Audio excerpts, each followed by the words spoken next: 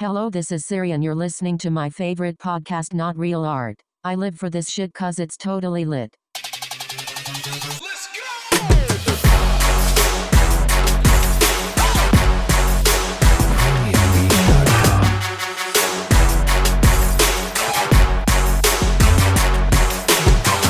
Not Real Art, the podcast with Man One. Not Real Art with sourdough in the house. Yummy. There you are. Yeah. Getting used to this. Good, right? Yeah. Is it good? Yeah, it's good. You set up? It's almost, you know what I feel like? You ever watched old school days, the pyramid game?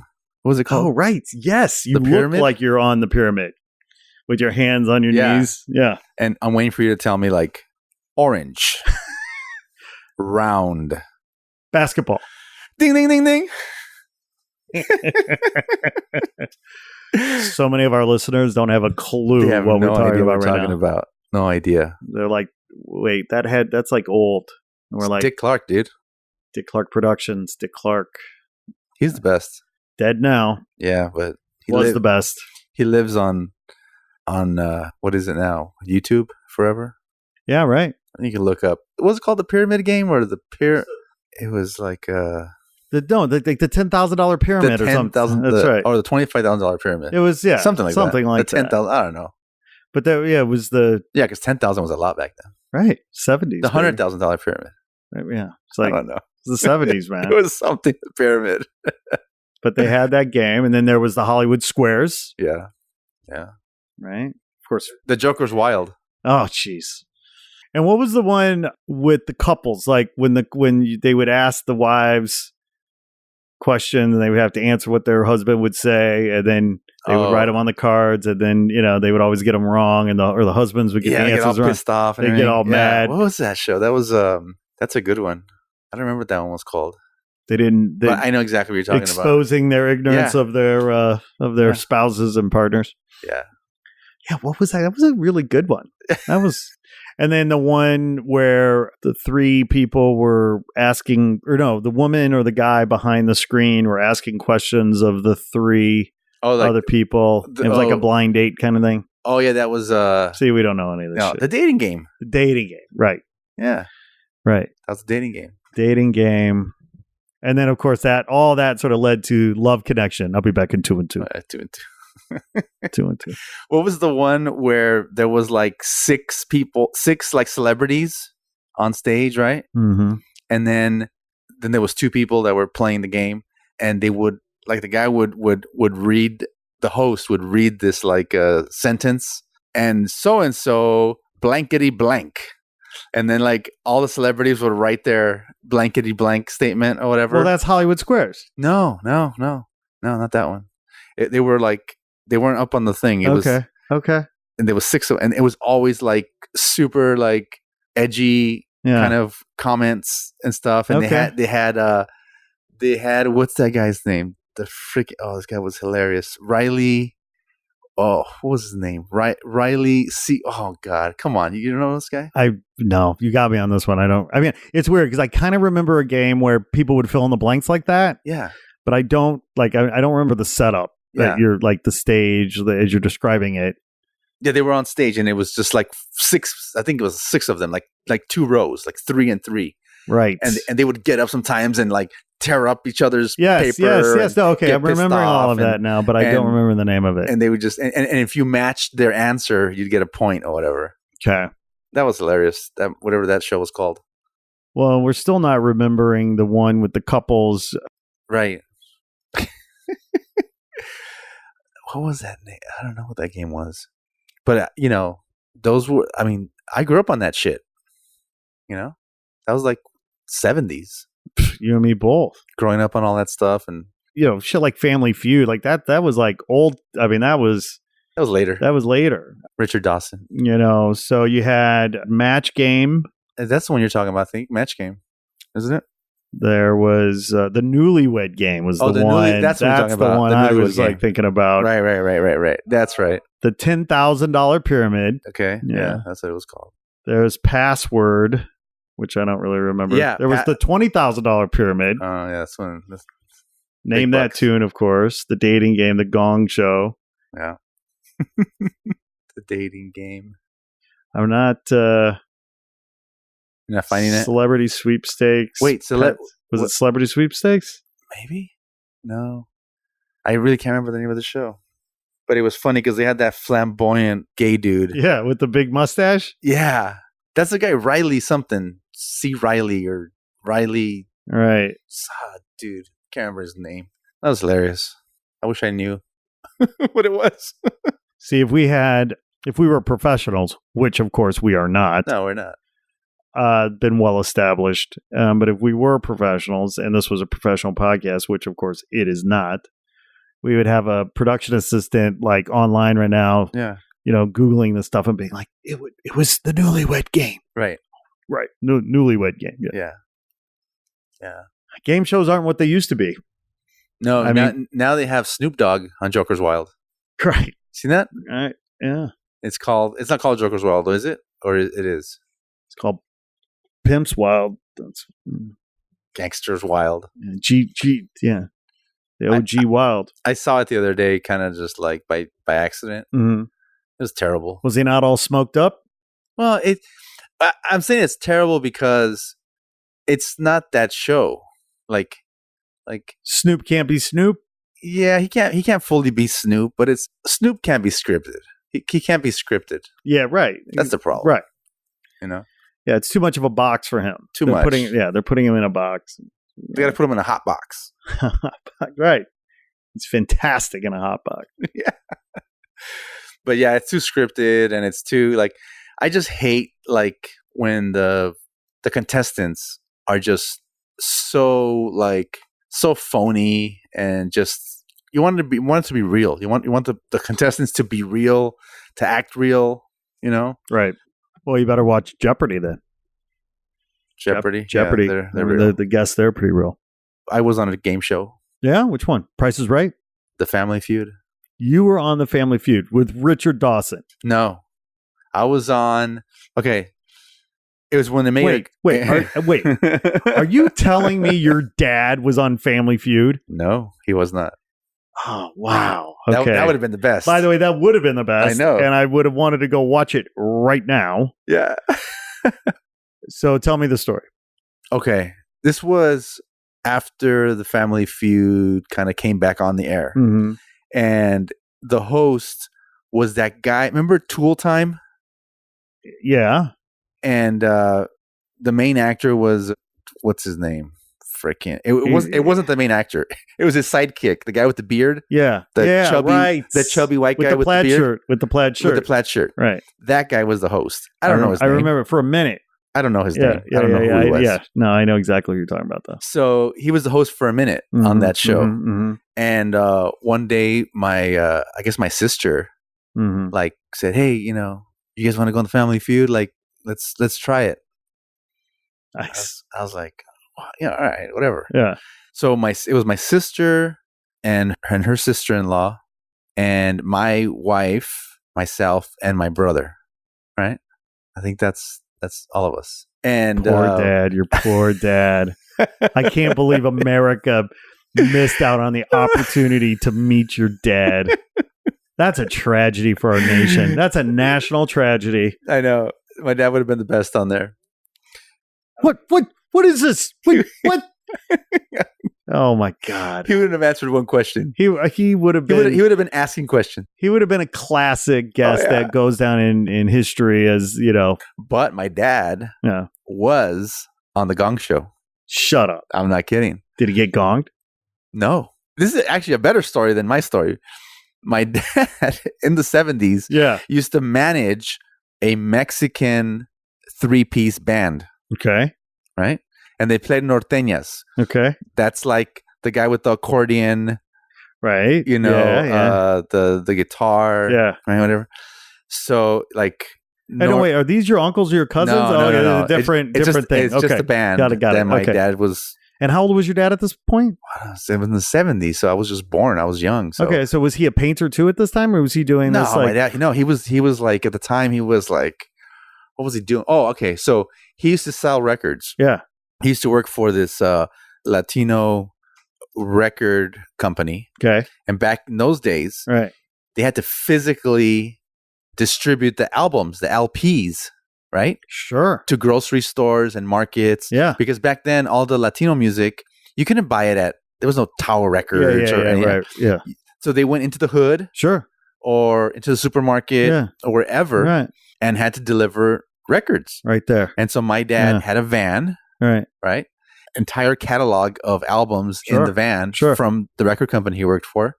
And his area was from like. This is fantastic. By the way, I love your dad. Yeah. Okay. And I have your dad to me is just one of those like classic human beings. And this just makes me love him that much more because it's like just like so many dimensions and layers to this guy. I'm sorry, I didn't mean to interrupt. But we're going to bring him on the show one day. We definitely have to have your dad on the show. Oh my God. But so he used to work for this company and a record company. His area was from like Los Angeles all the way up to like Modesto or something. Wow. That's a big Bakersfield region, or something. So So he would have to drive all these accounts, Sure. And I mean, could you imagine back in the day, you had to carry these LPs into the store, right? Yeah. I mean, it's manual labor. Yeah. And the things he would tell me, like, for example, in the middle of summer, the freaking LPs would warp in the back of the van. Sure. But there was no way else to distribute all of these albums except this is before Spotify. This is a little bit before Spotify came out. Yeah. Anyway, so he used to do that. So as a part of doing that, he got to meet a lot of bands, and also my uncles were musicians and all this kind of stuff. But one way or another, my dad somehow just linked up with somebody and basically convinced them that he could manage. Fantastic. I have no doubt that your dad could convince, could sell ice to Eskimos. You know what I mean? Like your dad is the man. I don't know how the hell he thought that he could manage. Fantastic. Manage a group, but they were on board. But he did. Yes. But he did. And he did it for several years. So this opportunity came up for his band that he was managing. Okay. Mm-hmm. They were called Los Hermanos Ortiz. Okay. The Ortiz brothers. Right. Right. And there were these chubby, like Mexican guys, thick mustache, like, totally like the stereotypical Mexican band. Right. And so he got this opportunity to bring them on to the Gong Show. And he took them to the Gong Show. And they sang in Spanish on the Gong Show with the band, And at the time, it was actually groundbreaking because there had never been a Spanish act like on, mainstream television on a show like that, like ever before. Your dad was a pioneer. A cultural pioneer. Breaking barriers. He was like the P. Diddy of Mexican music in the 70s here in Los Angeles. Wow. So I think they had him on as a joke, but they freaking won. They didn't get gonged. They literally, the guys were laughing their asses off so much on the side that they never gonged them. They just run out of time because it was just so hilarious having these guys, And it was funny because the funny thing was the band was actually performing, their hearts out. They were like actually like thinking they were the shit. And it was just so hilarious to the judges that they never got gonged. Dude, this is on YouTube somewhere. Well, that's the thing. We have to find this. We have to find it, and I have not been able to find it. The Gong Show was on ABC, right? A Gong Show was on. No, I don't know what it was on. I thought it was like might have been CBS. Maybe I don't remember. Okay, well, we have to find this footage. Yeah, because I remember watching it when it happened, but I was a kid. I didn't think twice about it. So my dad brought it up later again. I was like, oh man, that's right. You were on the show. And, they won. And my dad ran on stage and the balloons came down and all that shit. And they won money. And I don't know. Dude. It's somewhere out there in the archives. Somewhere. We got to find it. That'll be the best. That is hilarious, bro. Yeah. That is great. So what happened then after they won the show? They don't get gonged. They win. Yeah, they get money. I forgot how much they won. They won like $5,000 or something. I don't know. But that was it. You don't go on to the next round, or that was it. Right. It was, No, you're doing a one and done. You won and you're done, and you go home and you like party and you have fun.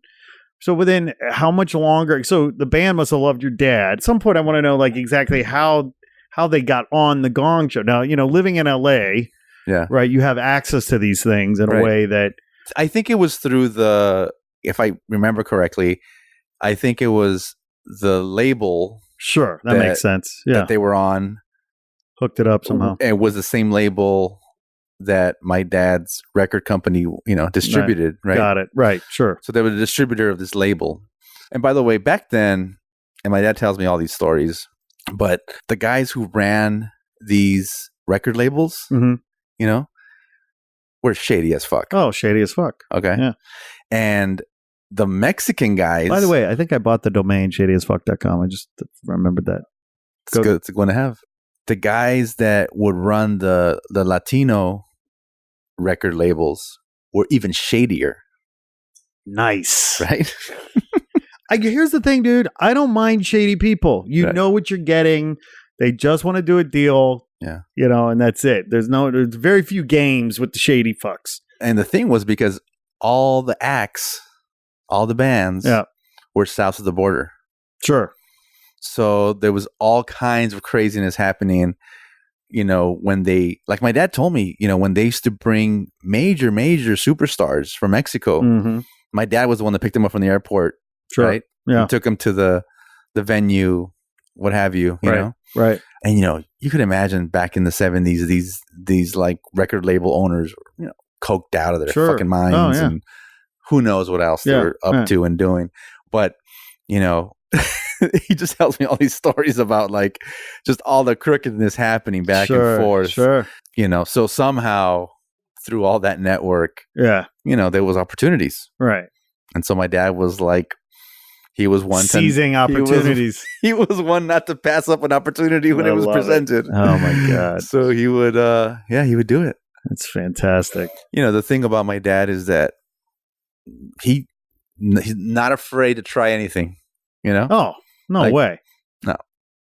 So what if he's not supposed to be able to do it, or he'll figure out a way to do it, He doesn't give a shit. Yeah. And that's part of that's, I think, just his mentality growing up was, he was the youngest. I think he had 5 sisters, and he's the youngest. Oh, sure. Right. And he's a male. Right. Sure. His father died at 3 years old. Oh, wow. Right. So I knew that, but I'd forgotten that. So he's like the man of the house. Sure. Yeah. At like 2 years old, or whatever. Right. 3 years old. Right. So he grew up like that. So he would give a shit. So Gong Show is nothing, man. Nothing. Got this on lock. But the thing is, I wanted to find this footage because, it's and I used to love the Gong Show. I used to watch it all the time. I'm hoping we can find it so that we can post it on our social feed so that our listeners can understand. Watch. They have to understand what the show was. So rich. People who've never seen it, it was one of those shows where the judges are not laughing with you, Right. They're laughing at you. Yeah. And you're laughing with them because it was classic, As I understand it, if they haven't already, they are bringing the Gong Show back. Yeah, they are bringing it back, but I don't know if it's going to be any good, but... And, story to that, my brother tried out for the new Gong Show. Yeah. As an MC? He's a drumming rapper. Oh my God. And so I don't know how far he went. I don't know, but I think he made like the first cut, but I don't think the drumming. Well, that's pretty impressive ability. He should have talked to my dad. My dad would have got him on the show.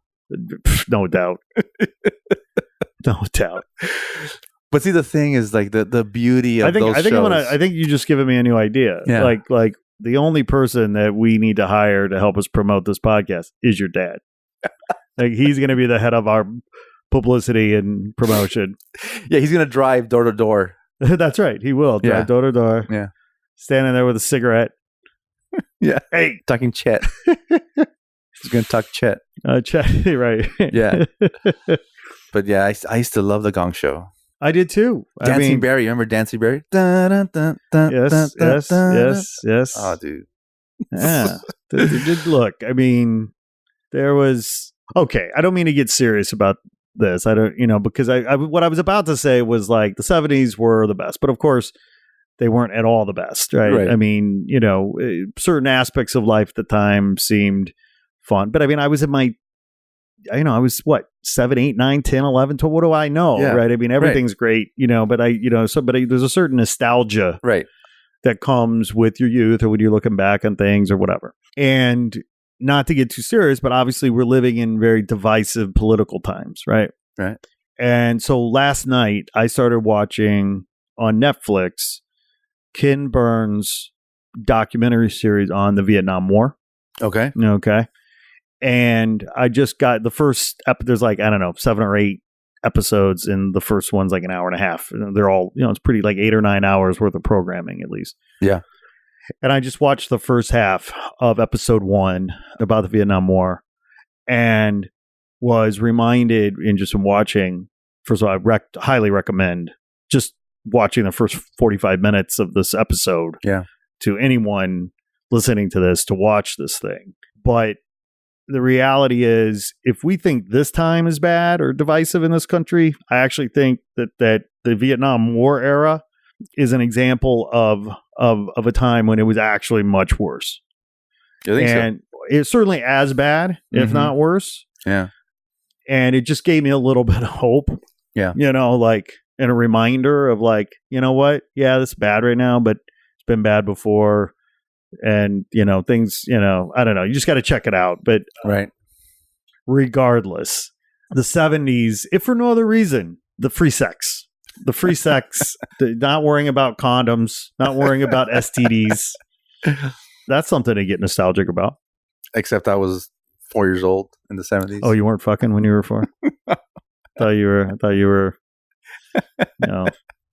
early bloomer. Early bloomer. No. The 70s were so crazy. You're absolutely right. You mentioned the music biz and the crazy it was and the drugs and stuff. So in Chicago, right, where I'm from, the Chicagoland area, when I was living in downtown Chicago, my buddy who was a musician, do you remember the song The Curly Shuffle? Do the Curly Shuffle. Hey, Mo. Hey, Mo. Okay. Yeah. Well, my buddy wrote that. Oh, wow. Okay.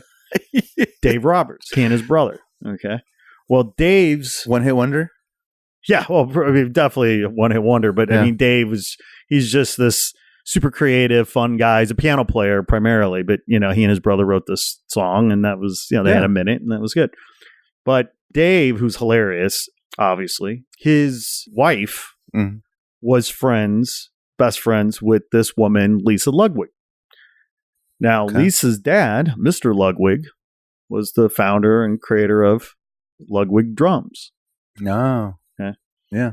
And so I heard the story about how in the 70s, when Ludwig would have these parties for these rock stars, they would have these silver platters, of course, filled with cocaine. Of course. But that's not the best part. No. The best part is the pile of coke was embossed with the Ludwig logo.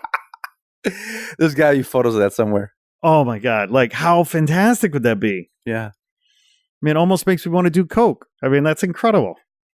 Not real art embossed on coke? I mean, by the way, that's a real art piece right there. That's our next show. It's our next party. It's our next party. Not Real Art Club. There you go. That's what we need. We just need piles of coke. The problem is, like, what is the white powder? People can go like this, and it's, well, it's cocaine. Like, okay, why not? Wow. Well, your dad is, a crazy, hilarious, iconoclastic guy. I mean, absolutely. Well, I should probably say, like, every show do a different story about him. Because he could have his own segment. Yeah, he could have his own show, the Mr. Poley segment. And Mr. Poley. The thing is, we're gonna have him on here, but he's probably horrible at telling his own stories.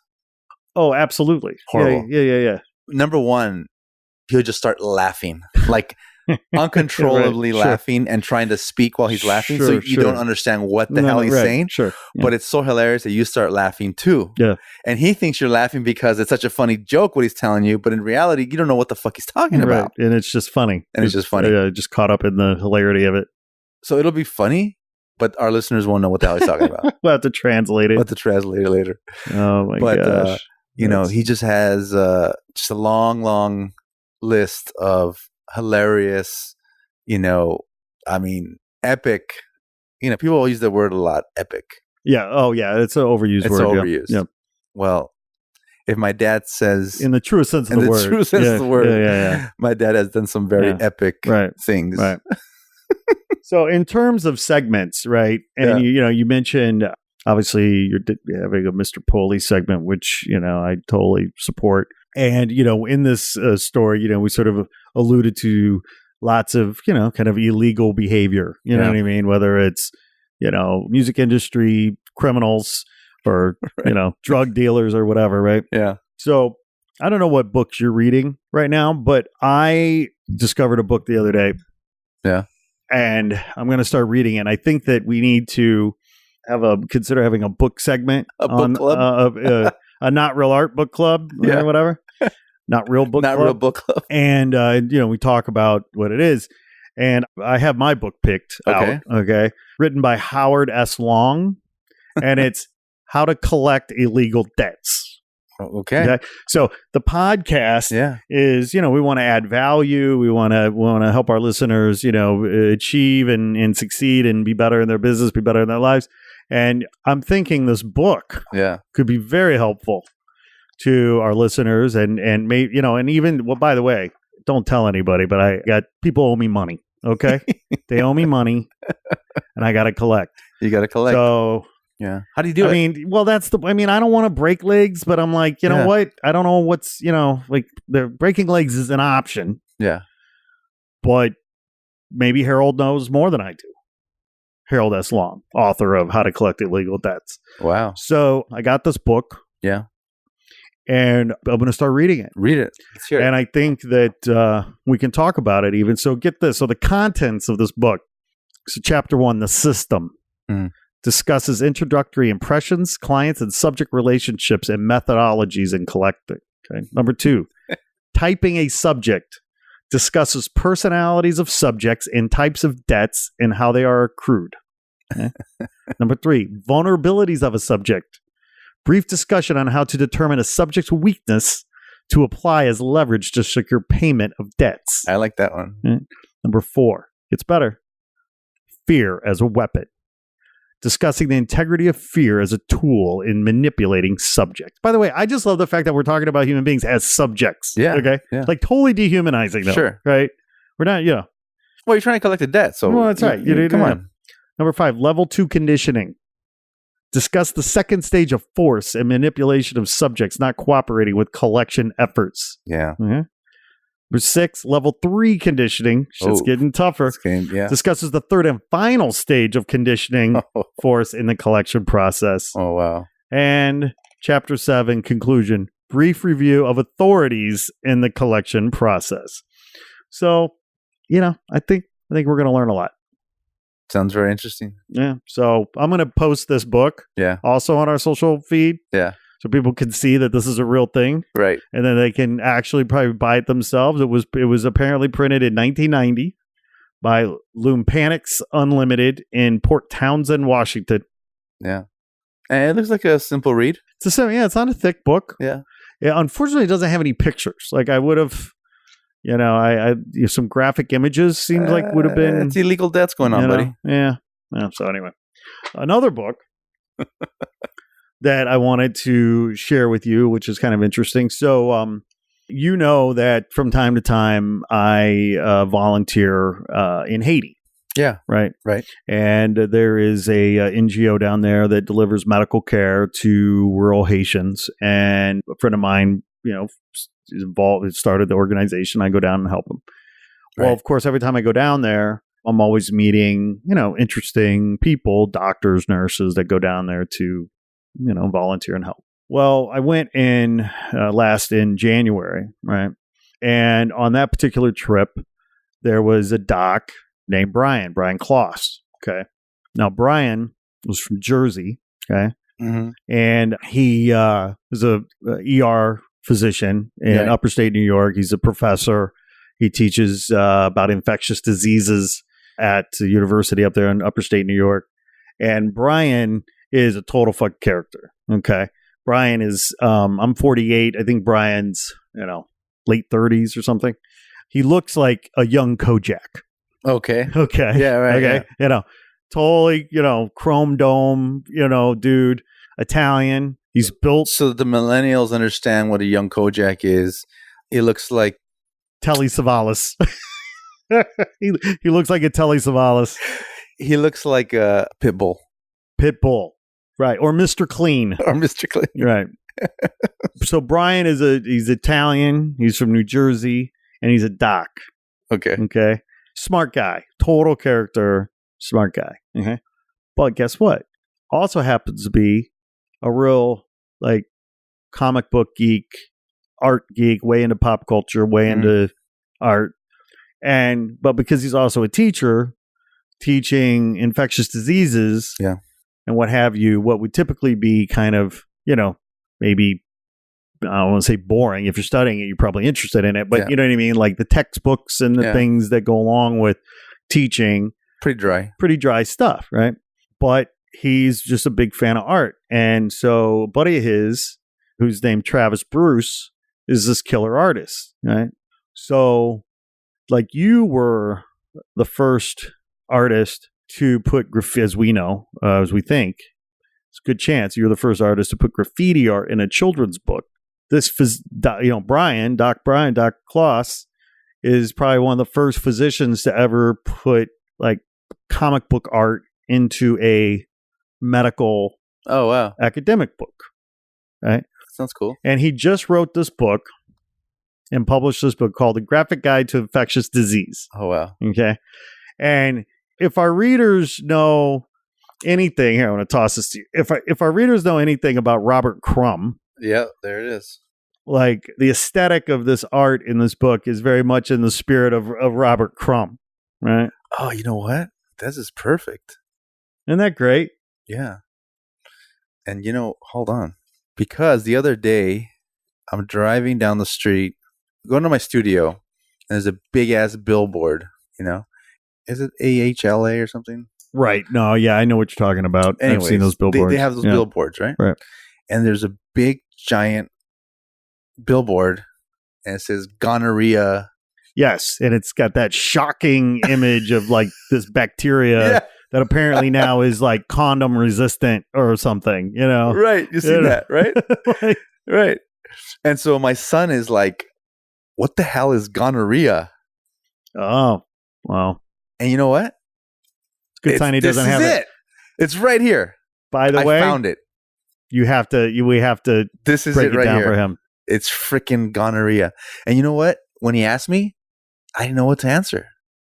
Right. I didn't know. Yeah. I just knew it was just don't get that shit. Yeah. Just wear a condom, buddy. But what is it? Right. How do I explain it? Yeah. And so here it's like you're pissing fire when you pee. And so in this book, not that I know, Graphic Guide to Infectious Disease, gonorrhea is right here. And there's a picture, and it looks like Gone with the Wind. Yes. See? Yeah. And there's fucking, what's his name? The Charlton Heston, not Charlton Heston. No. It was the other dude, Gone with the Wind guy. Oh, Jesus. Can't believe I'm forgetting this name. I got it wrong. And that guy. And he's holding Scarlett. Oh, what's her name? Scarlett, right? Scarlett Johansson. No. Well, that famous Scarlett scene. O'Hara. Scarlett O'Hara. And instead of saying Gone with the Wind, it says gonorrhea. And it's burning in the back instead of right. See? It's brilliant. It says, right? It says burns like fire upon urination. And then it says septic arthritis, gonococcal pharyngitis. It's in the mouth. Easy for you to say. And then it says known to most of you as the clap. it's got a syringe. Yeah. And the guy's clapping. Isn't that great? Dude, this is awesome. Isn't that great? This is it. I mean, you think about how difficult it was to illustrate a children's book. Yeah. That book is like 300 pages. Oh, yeah. No, this is brilliant. And so Brian is just a character. And because on one side is the medical version, right. and on the other side is the illustrated. Yeah. So even I can read it. That's right. Brilliant. I love it. Yeah. I think, Brian, he may be coming to LA soon. I would love to have him and Travis on the show. What they've done is just amazing. And our listeners will get a kick out of it, not because they want to read it, but just because the art is fantastic. Do you know what Donna Vonasis is? I don't. I had no idea. But there's a picture. Apparently it's something on your smartphone. It's apparently something on your smartphone that says danger, and it has something on your penis. And it says, "Is that you, Congressman? Call me." Jesus. I don't know, man. This is amazing. It's out there, right? It's out there. And and that's published by a serious publisher. I mean, like that's no joke. That book's a serious book. It's great. Gene, I give it a thumbs up. I did. Okay. So 2 thumbs up because I gave it a thumbs up. You give it a thumbs up. Yeah. Dude, there's a digital version, enhanced digital version included. Oh my goodness! All right, we got to download that and check it out. But I thought that that's just yet again another example of how art is being used in innovative, novel ways to communicate, to educate. Well, yeah. So give it up to this graphic guide to infectious disease, Brian Klaus and Travis Bruce. Shout out to Brian and Travis. Shout out. They did something good here. Yeah, fun. Yeah.